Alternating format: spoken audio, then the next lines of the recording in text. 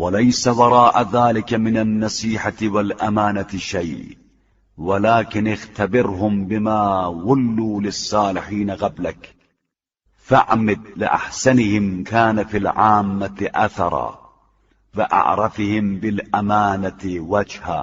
جبکہ اس کے پس پشت نہ کوئی اخلاص ہوتا ہے اور نہ امانت داری.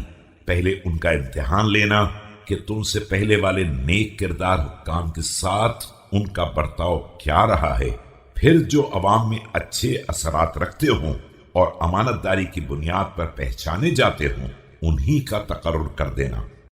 فإن ذلك دليل على نصيحتك لله ولمن وليت أمره واجعل لرأس كل أمر من أمورك رأسا منهم لا يقهره كبيرها ولا يتشتت عليه كثيرها.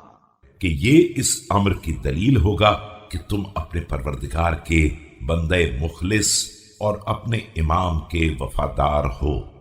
اپنے جملہ شعبوں کے لیے ایک ایک افسر مقرر کر دینا جو بڑے سے بڑے کام سے مقہور نہ ہوتا ہو اور کاموں کی زیادتی پر پراگندہ حواس نہ ہو جاتا ہو.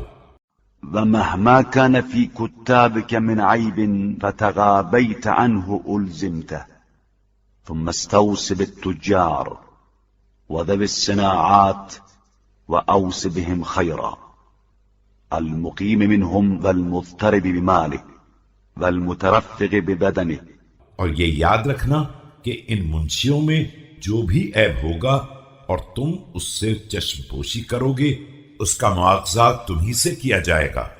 اس کے بعد تاجروں اور صنعت کاروں کے بارے میں نصیحت حاصل کرو اور دوسروں کو ان کے ساتھ نیک برتاؤ کی نصیحت کرو، چاہے وہ ایک مقام پر کام کرنے والے ہوں یا جا بجا گردش کرنے والے ہوں اور جسمانی محنت سے روزی کمانے والے ہوں.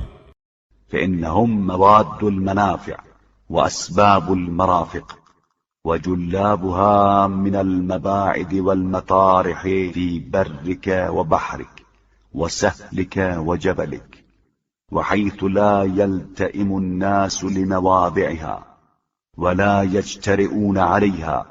اس لیے کہ یہی افراد منافع کا مرکز اور ضروریات زندگی کے مہیا کرنے کا وسیلہ ہوتے ہیں.